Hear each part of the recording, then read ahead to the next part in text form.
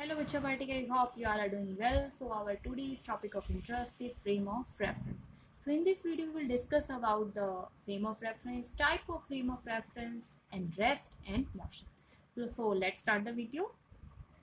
Hanji. So, basically, the definition of frame of reference in a simple layman language is to locate the position of object. We need a frame of reference. देखो किसी भी object की position को बताने के लिए हमें need होती है फ्रेम ऑफ रेफरेंस की. फ्रेम ऑफ रेफरेंस क्या है? A system of set which A set of coordinate. Basically क्या है ना, देखो अब आप किसी भी ऑब्जेक्ट की पोजीशन को बताना चाहते हैं. जैसे आप समझिए कि आपसे कुछ डिस्टेंस पे एक टेबल के ऊपर एक बुक रखी है.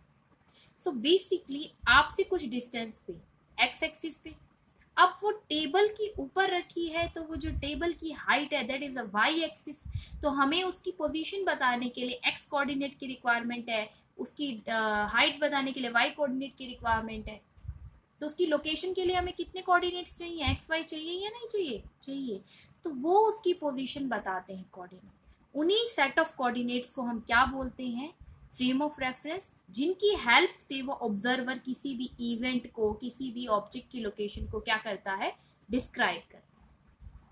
So after knowing this layman definition, we can see that coordinate system in which the position, displacement, speed, velocity, acceleration, ये सब क्वांटिटीज भी अभी हम आपको फैमिलियर कराएंगे इन सब नेम्स के साथ भी. तो बेसिकली किसी भी मूविंग बॉडी की विद रिस्पेक्ट टू ओरिजिन हम डिस्प्लेसमेंट, स्पीड, वेलोसिटी, एक्सेलरेशन ये सब जो बताते हैं वो किसकी वजह से बताते हैं? कोऑर्डिनेट सिस्टम की वजह से. और उसी को क्या बोलते हैं हम? Frame of reference. The coordinate system in which the position, displacement, speed, velocity, acceleration, etc. of a moving body described with respect to origin of coordinate system is called frame of reference. Now, what are the types of frame of reference? There are two types: inertial frame of reference and non-inertial frame of reference. So let's see one by one. हाँ जी बच्चा party. तो यह first is inertial frame of reference. तो क्या होता है inertial frame of reference? देखिए, अगर आपको पूरा नहीं पता तो एक वर्ड जो यहाँ यूज किया गया है that is inertial, which is derived from the property of inertia. Inertia क्या होता है? एक बॉडी की प्रॉपर्टी होती है जो कि अपने से अपोजिट मैनर के मोशन को, रेस्ट को क्या करती है? अपोज करती है. टेंडेंसी है बॉडी की. ठीक है, क्लास 9 में आपने इनर्शिया पढ़ा होगा. It is an inherent property of a body which resist any change. Means अगर एक बॉडी रेस्ट में है तो वो रेस्ट में रहना चाहती है, एक बॉडी मोशन में है तो मोशन में रहना चाहती है. एंड हाँ, इनर्शिया से रिलेटेड ही न्यूटन्स ने कुछ लॉ दिए थे. तो न्यूटन्स का फर्स्ट लॉ ऑफ मोशन था, उसी को हम क्या बोलते थे? Law of inertia. तो फ्रेम ऑफ रेफरेंस जो न्यूटन के फर्स्ट लॉ को ओबे करता है that is your inertial frame of reference. इसका कुछ एग्जाम्पल गिवन है यहाँ.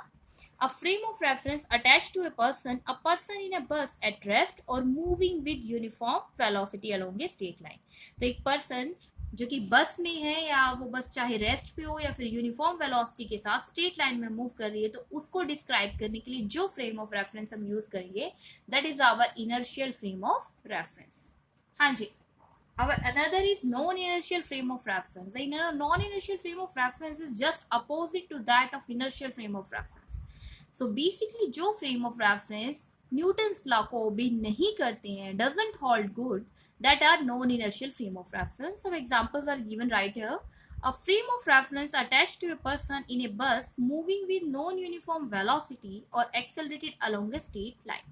So basically देखिए, इसमें भी हमने एक बस या लिया है पर्सन, बस में ही एक पर्सन के बारे में डिस्कशन कर रहे हैं, लेकिन वो बस कैसा मूव कर रही है, कैसे मूवमेंट है उसकी? नॉन यूनिफॉर्म वेलोसिटी के साथ मूव कर रही है. ठीक है, तो वो जो फ्रेम ऑफ रेफरेंस है इसको डिस्क्राइब करने के लिए यूज करेंगे वो कौन सा होगा? Non inertial frame of reference.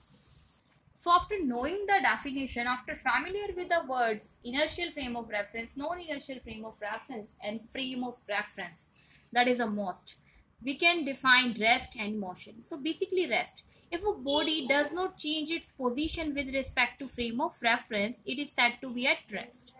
So basically अगर एक body, ठीक है, अपनी पोजीशन को चेंज नहीं कर रही है, किसके साथ? फ्रेम ऑफ रेफरेंस के साथ. ठीक है, और फ्रेम ऑफ रेफरेंस कुछ भी हो सकता है, उसकी पोजीशन, लोकेशंस या फिर टाइम. जैसे एक ऑब्जेक्ट जो यहाँ हमने प्लेस किया है which is placed at X is equal to 0 distance पे, पॉइंट ए जो हम ये कंसीडर कर रहे हैं, इस पॉइंट ए पे आप देख रहे हैं T is equal to 0 second पे ये ऑब्जेक्ट रखा है. ठीक है, अब T is equal to 5 second हो गया, this is your position B. This is your position C. तो टाइम क्या हो रहा है, इंक्रीज हो रहा है, लेकिन ये ऑब्जेक्ट अपनी पोजीशन चेंज नहीं कर रहा है। So we can say the object is at rest mode. हाँ जी बच्चों party, now we come to the another definition which is a motion. तो बेसिकली मोशन क्या है, if a body changes its position with respect to frame of reference it is said to be in motion. अगर एक body अपनी position को change करती किसके साथ, फ्रेम ऑफ रेफरेंस के साथ, with respect to frame of reference, तो हम बोलेंगे कि वो बॉडी किस में है, मोशन में है। जैसे यहाँ पे हमने एक बॉक्स रखा which is on position A, ठीक है, x इज इक्वल टू 0 पे, t is equal to 0 second पे, ये यहाँ पे है। इसके बाद आपने देखा कि डिस्टेंस कितना हो गया 1 मीटर, पॉइंट बी ये आपका है, यहाँ पे टाइम कितना हो गया 5 सेकंड। फिर ये कौन सी पोजीशन है, सी, यहाँ पे डिस्टेंस कितना है इस ओरिजिन से 2 मीटर एंड टाइम कितना है 10 सेकंड। ठीक है, तो ये आप अभी देखने वाले हैं, ये क्या है इस बॉडी की स्टेज 1। तो अभी स्टेज 1 पे t इज इक्वल टू 0 पे, ये x is equal to 0 position पे लोकेटेड है। क्लियर है। तो अब इसके लिए फ्रेम ऑफ रेफरेंस क्या है, देखो x इज इक्वल टू 0 और t। तो इसको डिस्क्राइब करने के लिए हम क्या यूज कर रहे हैं, x और t।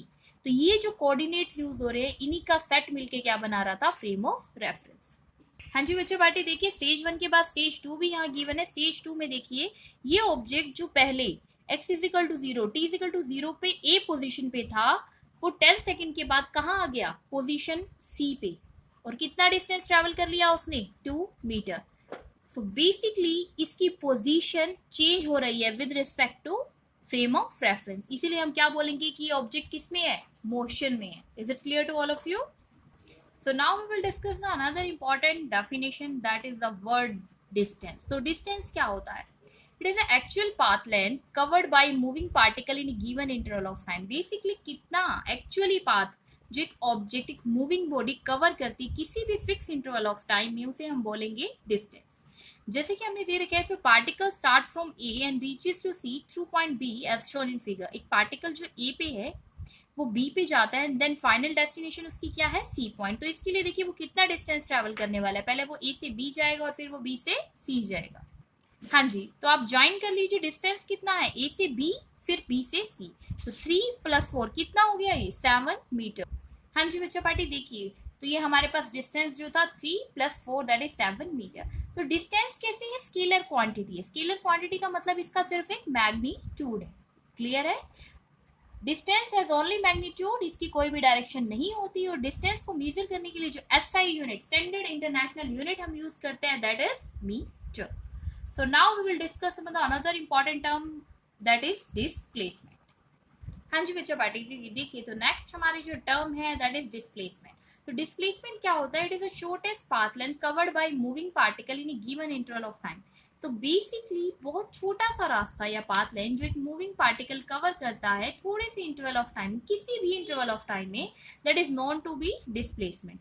इसका एक की पॉइंट जो हमने लिखा है कि डिस्प्लेसमेंट कभी भी आप कौन सा रूट ले रहे हैं, पाथ ले रहे हैं, उस पर डिपेंड नहीं करता है। ये डिपेंड करता है कि आपने वो कहाँ से स्टार्ट किया और कहाँ पे फिनिश हुआ, that is your starting and ending point. ठीक है, only where it start and where it end. So let's take an example to understand it more briefly. हाँ जी बच्चों पार्टी, देखिए तो एक ऑब्जेक्ट है जो पार्टिकल है, ए से स्टार्ट होकर उसे सी पे जाना है। उसके पास 2 रूट्स हैं। 2 रूट, फर्स्ट रूट क्या है कि वो ए से बी जाए या देन बी से सी जाए। सेकेंड रूट है ए से सी। अभी हमने की पॉइंट में डिस्कस किया था कि डिस्प्लेसमेंट इनिशियल और फाइनल पोजीशन पे डिपेंड करता है, doesn't depend upon the route which you have taken. So basically अगर आप रूट 2 लेते हैं तो कितना डिस्टेंस उसको लेना होगा, कितना डिस्टेंस इन ए से सी के बीच का, 5 मीटर। एंड अगर आप ए टू सी लेते हैं the distance will be A plus B plus B plus C. So A से B is 3, now it's 4, 3 + 4 is 7। तो अगर आप रूट 1 लेते हैं तो आपको 7 मीटर डिस्टेंस ट्रैवल करना है, अगर आप रूट 2 लेते हैं तो आपको 5 मीटर। डिस्प्लेसमेंट की डेफिनेशन में हमने पढ़ा था it is a shortest path length. तो 7 और 5 में से कौन छोटा है बच्चा? हाँ जी, देखिए रूट 2 लिया 5 मीटर, रूट 1 लेते हैं 7 मीटर। तो डिस्प्लेसमेंट का बेसिक मतलब क्या था, हमने डेफिनेशन में एक पॉइंट जो इंपॉर्टेंट है आपको मेंशन रखना है, माइंड में रिमाइंड रखना है, that is your shortest distance. तो 5 मीटर रूट 1 कहता है एंड रूट 2 कहता है 7 मीटर। तो displacement will be 5 metre because displacement is a shortest path covered by moving particle in a given interval of time. So this is all about the frame of reference, rest, motion, distance and displacement. I hope it is clear to all of you.